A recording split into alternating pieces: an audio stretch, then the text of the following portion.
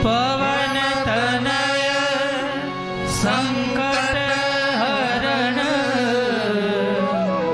मंगल मूर्ति राम लखन सीता सहित हृदय बसहु सुरभु। बोलिए हनुमान जी महाराज की जय। आइए शिव महापुराण कथा का प्रारंभ करें। धर्म क्षेत्रे महाक्षेत्रे गंगा कालिंदी संगमे प्रयागे परम पूर्णे ब्रह्मलोकस्य वर्तमाने। ब्रह्मलोक के मार्ग स्वरूप प्रयाग तीर्थ में सूत पुराण जी शिव महापुराण कथा का गायन करते हैं। ब्रह्मलोक में स्वयं ब्रह्मा जी नारद जी को कहते हैं और भगवान महर्षि वेद व्यास जी ने शयनक आदि महात्माओं के मुख में शब्द रखकर सुंदर सूत पुराण का संबोधन किया। धन्य स्तम शिव भक्तिमान। अब महादेव के भक्त हैं, चिरंजीव। ऐ सूत पुराण जी सम्य गुप्त स्तवया लिंग। अभी तक जो कथा अनसुनी रही महिमा सत्फल प्रद। कथा श्रवण करने मात्र से जो फल देने वाली भगवान महादेव की कथा है, जो लिंग पुराण की कथा है। इस कथा को कहने के लिए थोड़ा सी हमारे सब पर कृपा करें। ऐसा सुंदर जिज्ञासा युक्त प्रश्न किया है और भाव प्रकट किया है। सूतर सूतर चिरंजीव धन्यस्त्वं शिव भक्तिमान् सम्यक् गुप्तस्त्वया लिंग महिमा सफल प्रद महिमा सफल प्रद। जिस कथा श्रवण करने मात्र से जो फल देने वाली भगवान महादेव की कथा है, इस लिंग पुराण की कथा में देवताओं की देवगणों की पूजा मूर्ति स्वरूप में हम करते हैं, परंतु लिंग वैरेच सर्वत्र। लिंग स्वरूप में और मूर्ति स्वरूप में सभी जगह पर भगवान शिव जी का पूजन हो रहा है। कथम संपूज्यते शिव, क्यों हो रहा है, उसके बारे में कहने का थोड़ा सा प्रयास करें। अब सूत पुराण जी ने कहा कि हे महात्माओं, आपने जो मुझे प्रश्न किया है बहुत सुंदर प्रश्न है, महाअद्भुत प्रश्न है, पुण्य देने वाला प्रश्न है। आपके प्रश्न का निवारण कोई महापुरुष भी कर नहीं सकता। अत्र वक्ता महादेव, स्वयं शिव कह सकते हैं। आपके प्रश्न का निवारण महादेव कर सकते हैं, लेकिन आपने जो मुझे प्रश्न किया है वो अहोभाव प्रकट करने वाला प्रश्न है। ऐसा सूत पुराण जी ने प्रयाग तीर्थ में कहा। अहोनीश्वरा पूर्णं प्रश्नमेतं महाद्भुतम् अत्र वक्ता महादेवो नान्योऽस्ति पुरुषः क्वचित् नान्योऽस्ति पुरुषः क्वचित्। कोई भी महापुरुष आपके प्रश्न का निवारण नहीं कर सकता, लेकिन मेरे सद्गुरु भगवान महर्षि वेद व्यास ने जो मुझे कहा है मुझे याद रहा है। मेरी बुद्धि में स्वार आपको मैं कहने का प्रयास करूंगा। हे देवताओं, आप सभी जानते हैं, हे ऋषि मुनियों, सभी विश्व के देवता ये अवतार है। इसलिए अवतार के प्रतीक स्वरूप हम उसका मूर्ति पूजन करते हैं। लेकिन भगवान शिव अवतार भी हैं, आकार भी हैं, निराकार भी हैं, ओमकार भी हैं, सगुण है, निर्गुण है, सकल है, निष्कल है, सब कुछ शिव है। इसलिए शिव जी की पूजा हम दो प्रकार से क्यों करते हैं। निराकार के प्रतीक हम लिंग स्वरूप में भगवान शिव जी का आराधन करते हैं। ये निराकार का प्रतीक है। और आकार और अवतार के प्रतीक स्वरूप हम भगवान शिव जी की मूर्ति की पूजा करते हैं। लेकिन महात्माओं, मूर्ति पूजा करिए, शिवलिंग पूजा करिए, फल समान मिलता है, लेकिन प्रधान शिवलिंग की पूजा है। जब पूजा परंपरा शुरू हुई तब लिंग पूजा से प्रारंभ हुई थी। ये प्रधान है। बैरम तो गौणकम, मूर्ति गौण है, लिंग की पूजा प्रधान है। लिंगा भावेन तत्क्षेत्रम सबेरमपि सर्वत्र। जो भगवान महादेव के निराकार लिंग स्वरूप का जो पूजन करते हैं, उनको विश्व के देवी देवता, ग्रह, तीर्थ, नक्षत्र सबकी पूजा का फल मिलता है, एक शिवलिंग की पूजा करने मात्र से। परंतु आप मूर्ति की पूजा करते हैं तो जिन देवता की मूर्ति है वो एक की पूजा है। कोई भी देव की मूर्ति हो, मूर्ति एक की पूजा है, शिवलिंग अनेक की पूजा है। क्यों? शिवलिंग इस समग्र भूमंडल का प्रतीक है। इसलिए लिंग पुराण में कहा श्री भूमंडलाय नमः।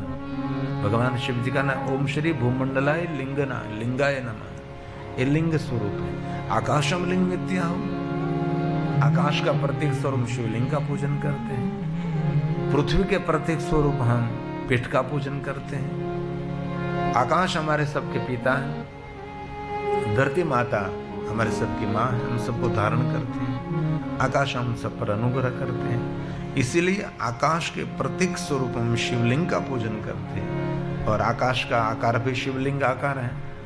आकाश किसी को लंबा चौड़ा नहीं दिखाई देता।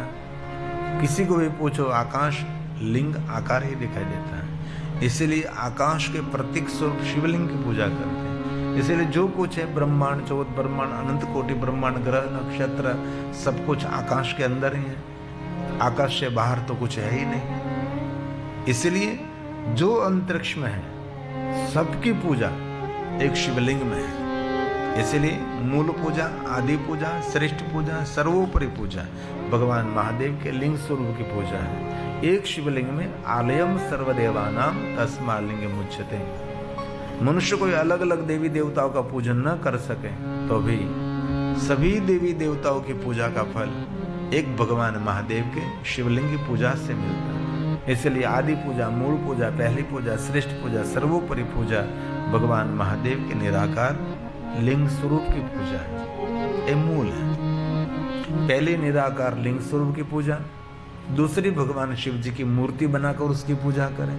कोई भी देवी देवताओं की प्रतिमा निर्माण करके उसका पूजन करें। लेकिन उन दोनों से पहले शिव जी की श्रेष्ठ उपासना ये ओमकार का नाद है, जो योगी महापुरुषों की परंपरा है। शिव जी तो आदि योगी हैं, तो योगी महापुरुष कोई मूर्ति की पूजा नहीं करते। योगी महापुरुष कोई शिवलिंग का पूजन नहीं करते हैं, लेकिन उनकी परंपरा में ओमकार ये प्रधान है। ये महादेव की स्वर पूजा है, ये नाद पूजा है, शब्द लिंग है। अकार लिंगाय नमः, उकार लिंगाय नमः, मकार लिंगाय नमः, ओमकार लिंगाय नमः। ओमकार बिंदु संयुक्तम नित्यम ध्यायन्ति। जो योगी महापुरुष जिनका ध्यान करते हो ओमकार का, आप भी सुबह में व्यायाम प्राणायाम करके ओमकार का नाद करते तो ये शिव की उपासना है। कम से कम 20 मिनट करने चाहिए। बहुत करते लोग। ये परंपरा आदि परंपरा है। जब हमने मूर्ति पूजा का प्रारंभ नहीं किया था, जब हमने शिवलिंग की पूजा का प्रारंभ नहीं किया था, इससे पहले योगी महापुरुष क्या करते थे? सिर्फ लंबे स्वर से ओमकार का नाद करते थे। उससे मानसिक भी आरोग्य मिलता है और शारीरिक भी आरोग्य मिलता है। लेकिन बहुत कम लोग करते हैं ना, करते ही नहीं, समझो नहीं बात। बहुत कम लोग आपको मिलेंगे सुबह में प्राणायाम व्यायाम कर ले, समय ही नहीं, क्योंकि नौकरी जॉब के लिए भक्त फिरते रहते। लेकिन जब रविवार हो, शनिवार छुट्टी हो, उस दिन विशेष प्रकार से, भले आप रोज न कर सके लेकिन 7 दिन में एक बार तो जरूर करें। शांति से, किसी को डिस्टर्ब ना हो, किसी को डिस्टर्ब हुआ ऐसे नहीं करना चाहिए। और धीमे स्वर से भी कर सकते, ऐसा नहीं कि इतना जोर से स्वर निकाले शंख बजता हो, ऐसा नहीं, एकदम धीमे स्वर से आप कर सकते हैं। ये मूल परंपरा जो योगी महापुरुषों की ओंकार बिंदु संयुक्तम, ये मूल परंपरा, मूल योगी महापुरुषों की। कामदम मोक्षदम चैव, जीवन की कामना भी पूर्ण करता है और अंत में मोक्ष भी प्रदान करता है। ये षडाक्षर स्तोत्र की पहली पंक्ति। ओंकार बिंदु संयुक्तम नित्यं ध्यायन्ति योगिनः कामदं मोक्षदं चैव ओंकाराय नमो नमः। ओंकाराय नमो नमः। ये हमारी मूल परंपरा है, इसलिए आपको कभी समय मिले तो श्रेष्ठ शिव जी का आराधन है। मन के आरोग्य के लिए तो बहुत बड़ी बात है। मन को मजबूत बनाने के लिए, मन को सकारात्मक बनाने के लिए ये योगी महापुरुषों की परंपरा है, ये करना चाहिए। लेकिन जो ये नहीं कर सकते वो भगवान महादेव के निराकार लिंग स्वरूप का पूजन कर रहे। लिंग ब्रह्म बोधक है। लिंग हमारे विचारों को एक स्थान पर केंद्रित करता है।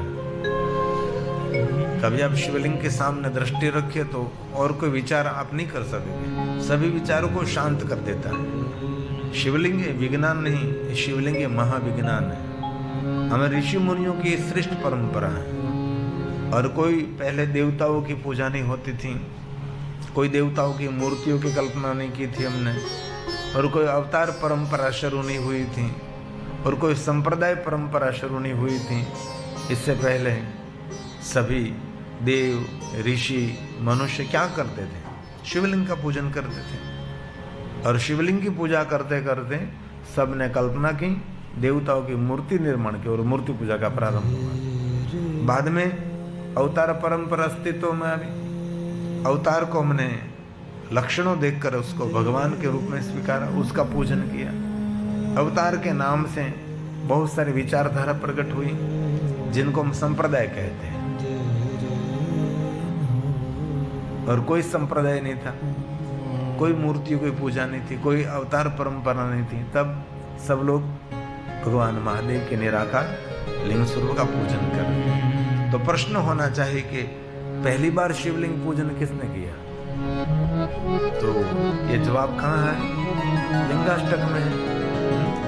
ये जो पवित्र श्रावण मास है ना, इसमें रोज लिंगाष्टक का पाठ करना चाहिए, पवित्र श्रावण मास। और कभी शिव जी के दर्शन के लिए आप गए हैं तो शिव जी के सामने बैठकर भी लिंगाष्टक का पाठ करें। लिंगाष्टक सभी शिवलिंगों की वंदना है, उसको लिंगाष्टक कहा है। तो पहली पूजा किसने की? जो लिंगाष्टक ने कहा। ब्रह्मा मुरारी सुरार्चित लिंगम। इस भुवन में पहली लिंग स्वरूप की पूजा करने वाले ब्रह्मा और विष्णु जी। तो कैसे पूजा की होगी उसका जवाब है निर्मल भाषित शोभित लिंगम। भगवान के प्रति उसने निर्मल भाव प्रकट किया, मन में कोई मल नहीं रखा, सभी मल का त्याग कर दिया। राग, द्वेष, ईर्ष्या, लोभ, मोह, ममता, काम, क्रोध, बहुत सारी अपेक्षा, सब कुछ छोड़ दिया। जो कि शिवलिंग प्राकट्य हुआ तो ब्रह्मा विष्णु के युद्ध के परिणाम स्वरूप शिवलिंग प्रकट हुआ, जो कि विष्णु भी अभिमानी बने और स्वयं ब्रह्मा जी अभिमान ग्रस्त हुए।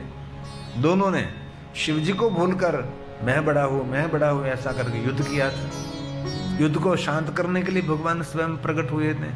अब शिव जी के सामने निर्मल भाव प्रकट कर रहा है। इसीलिए लिंगाष्टक में कहा है कि जो कोई अपने जीवन में निर्मल भाव प्रकट करेगा वो अपने जन्मों के दुखों में से मुक्त होगा। निर्मल भाव से क्या मिलेगा? तो भगवान ने कहा जन्म दुख विनाशन लिंगम तत्र प्रणमामि सदा शिवलिंगम। बोलिए साथ में, तत्र प्रणमामि सदा शिवलिंगम। लिंगाष्टक એટલે सर्व लिंगों की वंदना। जिस शिवलिंग का पूजन देवताओं ने किया, मुनियों ने किया, इस शिवलिंग को मैं प्रणाम करता हूँ। जो शिवलिंग कामना की पूर्ति करता है, जहाँ कामदेव का दहन किया, वहाँ काम के नाम से कामेश्वर स्वरूप में भगवान शिव प्रकट रहे हैं जगत पर करुणा करने के लिए। जब भगवान शिव जी को समाधि में से जगाने के लिए गए थे ना कामदेव और रति, इस समय कामदेव ने शिव जी को सामान्य देव मानकर उन पर प्रयोग किया था और शिव जी ने तीसरा नेत्र खोलकर कामदेव को जलाकर भस्म कर दिया था। जिस स्थान पर कामदेव को जलाकर भस्म किया वहां भगवान शिव स्वयं कामेश्वर महादेव के रूप में प्रकट हुए। और जहां रति ने भगवान शिव की स्तुति की थी, काम की पत्नी रति, वहां रतिनाथ महादेव लिंग स्वरूप में भगवान प्रकट हुए। तो अकारण करुणा करने वाले शिव और कामदेव का दहन करके कामेश्वर महादेव से प्रसिद्ध होने वाले भगवान महादेव, रावण का गर्व दूर करने वाले शिव। रावण शिवलिंग लेकर जा रहा था, लंका में स्थापित करना था। रावण पूरा कैलाश पहाड़ उठा सकता था, लेकिन भगवान महादेव ने दिया हुआ शिवलिंग ये रावण नहीं उठा सका। इसलिए शिवलिंग नीचे छोड़ दिया और शिवलिंग को उठाने के लिए बहुत प्रयास किया था। जो झारखंड में वैजनाथ महादेव है, ये शिवलिंग उसका प्रतीक है। रावण का गर्व दूर हो गया, इसलिए रावण के अभिमान को दूर करने वाला शिवलिंग, इस शिवलिंग को मैं प्रणाम करता हूँ। यह लिंगाष्टक की दूसरी पंक्ति। देव मुनि प्रवराचित लिंगम। देवताओं ने, मुनियों ने जिस शिवलिंग का पूजन किया, इस शिवलिंग को मैं प्रणाम करता हूँ। और दूसरा कामदहं करुणाकरलिंगम रावण दर्प विनाशन लिंगम तत्प्रणमामि सदा शिवलिंगम तत्प्रणमामि सदा शिवलिंगम। सर्व सुगंधित द्रव्यों से जिस लिंग का पूजन होता है, सुगंधित द्रव्यों से भगवान महादेव की पूजा करने से बुद्धि की शुद्धि भी होती है और बुद्धि की वृद्धि भी होती है। शिव जी की एक पूजा का नाम है पुष्प पूजा, शिव जी की एक पूजा का नाम है धान्य पूजा, और एक शिव की पूजा का नाम है धारा पूजा। धारा पूजा में अखा पूजा, धारा पूजा के क्रम दिखाया है। पहले जितनी धारा पूजा होगी बद्धी खाद्य द्रव्य के होगी, फलों के रस से होगी, पंचामृत से, घी से, शहद से, दूध से, बहुत अलग अलग सबकी धारा। और सभी खाद्य धारा पूर्ण होने के बाद अंतिम जो धारा रहती है वो सुगंधित द्रव्यों से धारा रहती है। जो कोई सुगंधित द्रव्यों से भगवान शिव जी का अभिषेक करते हैं उनकी बुद्धि की शुद्धि और बुद्धि की वृद्धि भी होगी। सिद्ध सुरासुर वंदित लिंगम। सिद्ध એટલે મહાત્મા, સુર એટલે દેવતા, असुर એટલે राक्षस। सिद्ध सुरासुर तीनों ने भगवान महादेव का पूजन किया। इस शिवलिंग को मैं प्रणाम करता हूँ। सर्व सुगंधि सुलेपितलिंगम। भगवान महादेव के लिंग स्वरूप को सुगंध द्रव्य का लेप करते हैं, चंदन का लेप करते हैं, सुगंधित द्रव्यों का लेप करते हैं, हल्दी का लेप करते हैं। कामना की पूर्ति के लिए शिव जी को हल्दी का लेप किया जाता है, सुगंधित द्रव्यों का लेप किया जाता है, चंदन का लेप, हल्दी का लेप, बहुत सारे भगवान। सिर्फ इतना नहीं है कि जल की रोटी चढ़ाई जो पूरा हो गया, इतनी भगवान महादेव की पूजा की परंपरा अकल्पनीय। ऐसी तो पूजा परंपरा कोई देवताओं की नहीं है, इतनी परंपरा महादेव की पूजा की, विविध परंपरा की। और कभी अवसर मिले तो शिव जी को पुष्पों से श्रृंगार करें। शिवालय में भगवान शिव जी का श्रृंगार पुष्पों से होता है, जात जात रंग बेरंगी सुगंधी जहरीले पुष्प भगवान शिव जी को चढ़ते हैं। ऐसे शिवलिंगों को मैं प्रणाम करता हूँ। सर्व सुगंधि सुलेपितलिंगम बुद्धि विवर्धन कारणलिंगम सिद्ध सुरासुर वंदितलिंगम तत्प्रणमामि सदा शिवलिंगम। बोलिए साथ में, तत्प्रणमामि सदा शिवलिंगम।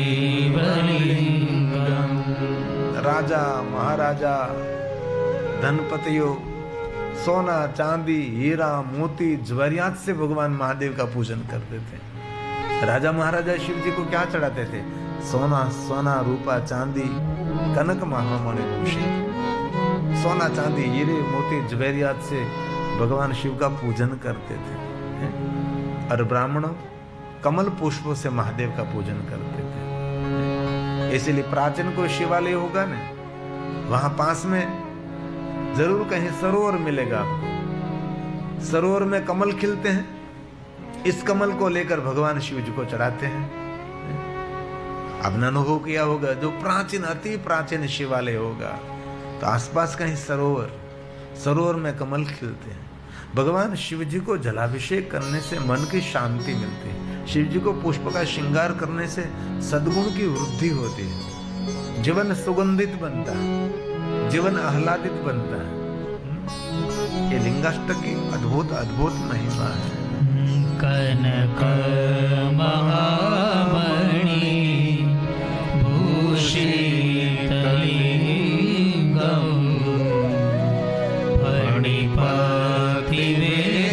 फणिपतिवेष्टित शोभितलिंगम।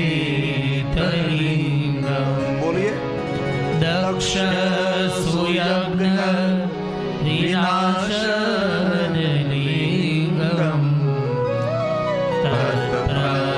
तत्प्रणमामि सदा शिवलिंगम। आवाज निकालिए। तत्प्रणमामि सदा शिवलिंगम। ये सभी शिवलिंगों की मैं वंदना करता हूँ। इस शिवलिंग को प्रणाम करता हूँ, इस शिवलिंग को प्रणाम करता हूँ। जिन शिवलिंग की पूजा देवताओं ने की, ऋषि मुनियों ने की, महादेव के भक्तों ने की, राजा महाराजाओं ने पूजा की, जिन शिवलिंग पर नागराज फणिपति विराजता है, इस शिवलिंग को प्रणाम करता हूँ। दक्ष महाराज के अभिमान को मिथ्या कर दिया, जिनको हम दक्षेश्वर महादेव कहते हैं। कभी आपको हरिद्वार जाने का अवसर मिले ना, तो कनखल में दक्षेश्वर महादेव, शिव अपराध, देव अपराध, पितृ अपराध, मातृ अपराध, शास्त्र अपराध, सदगुरु का अपराध, सभी अपराधों में से दक्षेश्वर महादेव मुक्त कर देता है। मैं कम से कम वहां 15 साल रहा हूं, दक्षेश्वर महादेव के आसपास। सुबह में शाम रोज दक्षेश्वर महादेव की आरती पूजा, और शाम को रात 10-10 बजे तक मैं और प्रीतिश भाई पटांगण में बैठे रहते थे। जब शिवालय बंद होता था तब हम हमारे निवास स्थान पर जाते थे।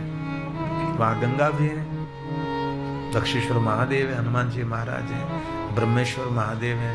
इतना सुंदर तीर्थ है। कभी कभी व्यस्त जीवन में से समय निकालकर तीर्थ में निवास करना चाहिए। बहुत सारा आश्रम है हरिद्वार में। ऐसे नहीं कि होटल में ही रुकना, होटल में तो बहुत महंगा पड़ता है, होटल में पवित्रता भी नहीं मिलती, इसलिए आश्रम में रहे।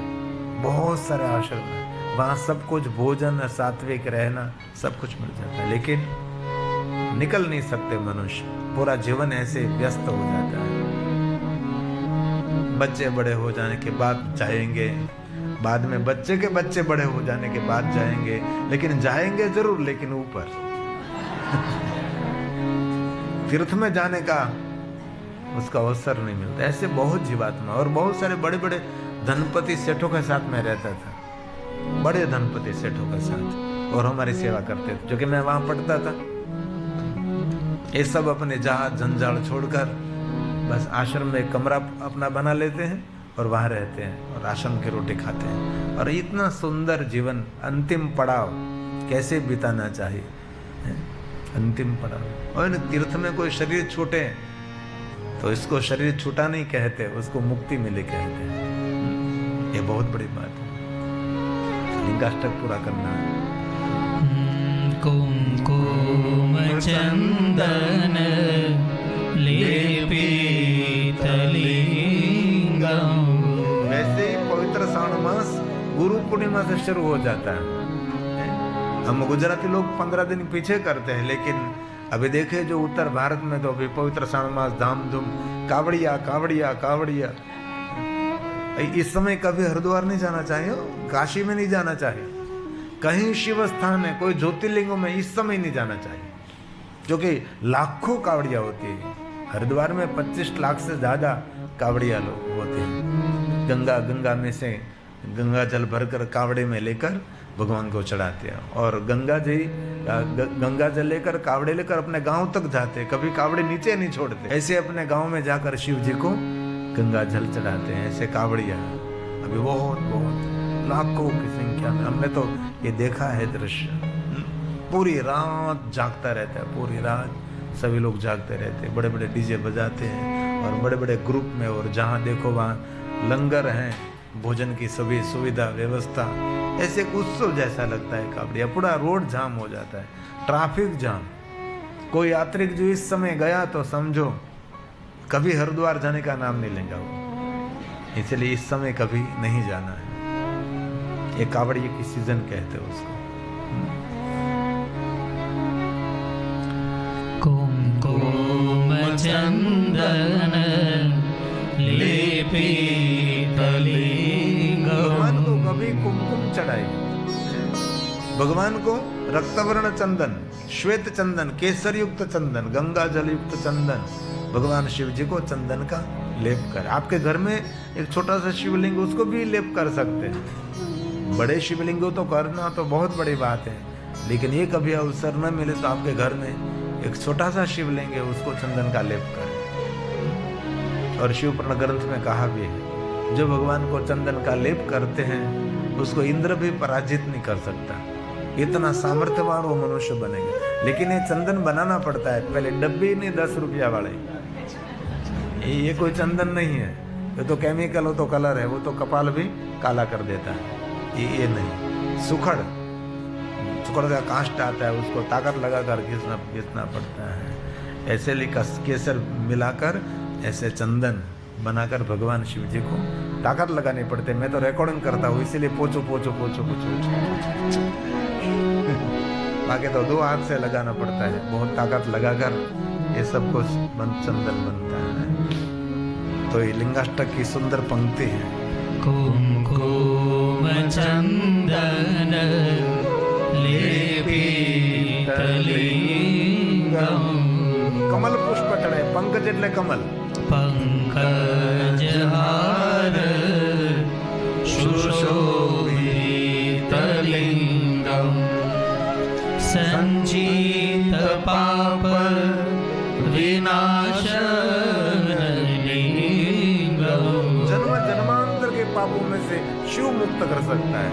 संचित मतलब जो संग्रह करके अपना रखा है, बहुत जन्मों का संग्रह करके हमने जिन पाप का स्टॉक किया है, बैलेंस किया है, उनमें से जो मुक्त होना है तो शिव का आराधना करिए, तो शिव की पूजा करिए, शिव का स्मरण करिए, है ना। और पवित्र सावन मास में तो महादेव की पूजा 12 मास पूजा का फल देने वाली है। ये सावन मास तो एक दिन भी चुकना नहीं चाहिए, एक दिन भी भूलना नहीं चाहिए। दिन में मौन रहिए, दिन में न रह सको तो रात में मौन रहो, ये न हो सके तो सुबह में प्रातः काल मौन रहो, ये न हो सके तो संध्या समय मौन रहो, ये न हो सके तो भोजन समय मौन रहो।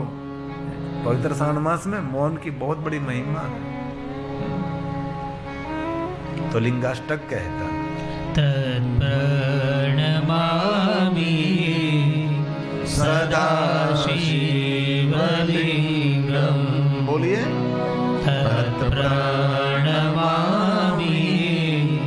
सदा शिवलिंगम। देवोए गणोए महादेव का पूजन किया, इस शिवलिंग को प्रणाम करता हूँ। और भाव से जो कोई भगवान शिव का पूजन करते हो, मनुष्य भव पार हो जाता है। शिव जी का एक नाम है भावनाथ महादेव और एक नाम है भवनाथ महादेव। भवनाथ महादेव भी है, भावनाथ महादेव भी है और भूतनाथ भी है। और हमारा महादेव भाड़नाथ है।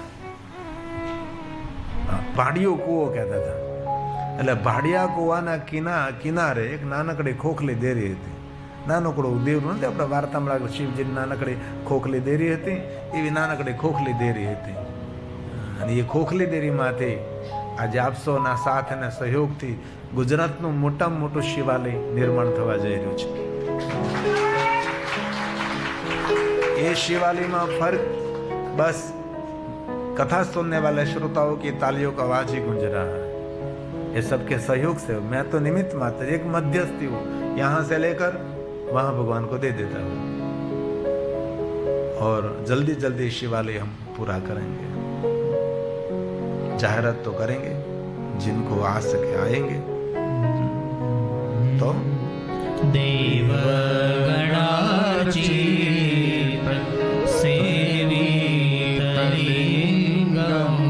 शिवलिंग का पूजन देवताओं ने किया, देवगणों ने शिवलिंग का पूजन किया। इस शिवलिंग को मैं प्रणाम करता हूँ। जो भाव से शिवलिंग का पूजन करते हो भव पार हो जाता है। भावेन भक्ति वीरेव चलिंगम दिनकर कोटि प्रभाकर लिंगम तत्प्रणमामि सदा शिवलिंगम। बोलिए, तत्प्रणमामि सदा शिवलिंगम। अष्टदलों परिवेष्टित भगवान महादेव के अष्ट स्वरूप मूर्ति को मैं प्रणाम करता हूँ। जो कष्ट दरिद्रता को दूर करने वाला भगवान महादेव का लिंग स्वरूप है, सर्व सुख की वृद्धि करता है। ऐसे भगवान महादेव का लिंग स्वरूप को मैं प्रणाम करता हूँ। लिंगाष्टक। अष्टदलों परिवेष्टित लिंगम सर्व समुद्भव कारणलिंगम कष्ट दरिद्र विनाशितलिंगम